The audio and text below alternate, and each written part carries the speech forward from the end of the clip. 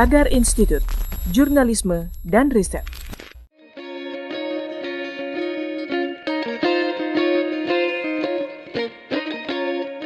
Halo Tagarians, para penonton Tagar TV dan juga pembaca Tagar ID, apa kabarnya? Senang sekali saya, Koryo Olivia, bisa kembali menemani Anda di Tagar TV. Hari ini saya ingin membacakan opini Muhammad Guntur Romli, aktivis Nahdlatul Ulama, tentang FPI, senjata api, dan terorisme. FPI bukan lagi komplotan yang biasa sweeping kafe-kafe, tapi kini sudah terkait dengan senjata api dan terorisme. Sebelum terkait senjata api dan terorisme, rekam jejak FPI sudah mengerikan. Bagaimana tidak? Imam besarnya, Rizik Syihab, pernah diringkus masuk penjara 2 kali karena kejahatan penghasutan. Padahal tidak ada satupun ormas dan organisasi di Indonesia yang dipimpin atau menokohkan bekas narapidana.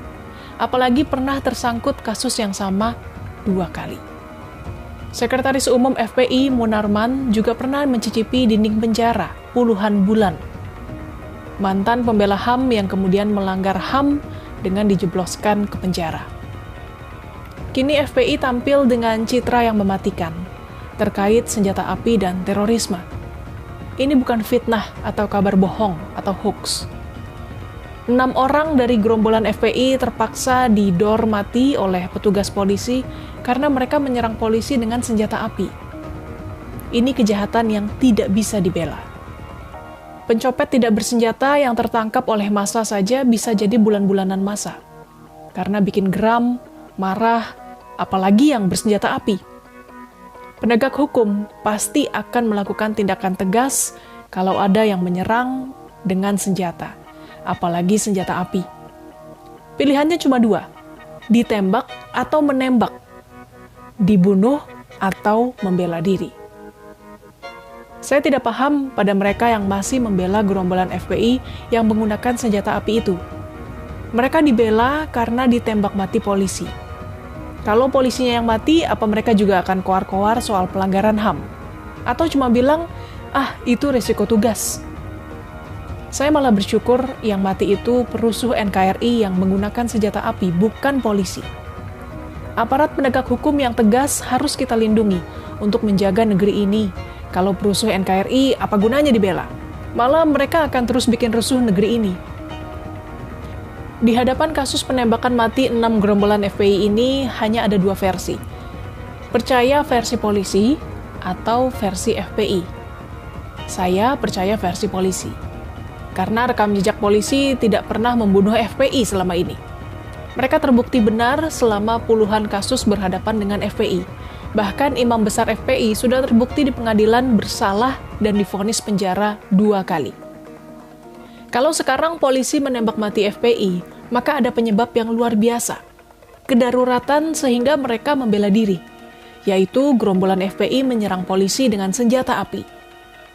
Kalau FPI sudah terbukti berbohong dalam puluhan kasus, jadi kamu pilih yang mana? Percaya institusi negara NKRI Polri, atau ormas tidak jelas yang punya cita-cita kedaulatan khilafah Islamiyah seperti FPI ini?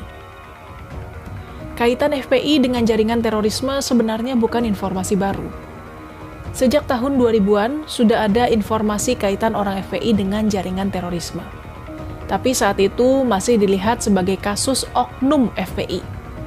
Padahal dalam segala aksinya, seperti sweeping cafe, warung, dan melawan hukum, serta petugas, sudah menjadikan FPI sebagai lahan persemaian bibit-bibit radikalisme dan terorisme.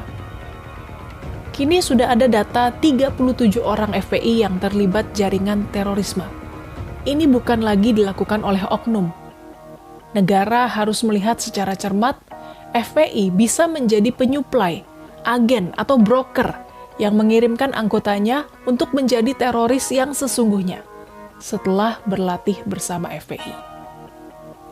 Agen TKI ilegal saja bisa ditutup. Ini agen teroris, mau dibiarkan sampai kapan? Saat ini FPI tampak kuat dan tersebar karena sudah terlalu dibiarkan. Kalaupun ditangani hanya dilihat sebagai kejahatan oknum dan personal.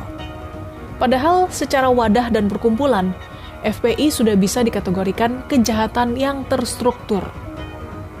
publik menunggu sikap tegas negara terhadap FPI, seperti halnya kepada HTI.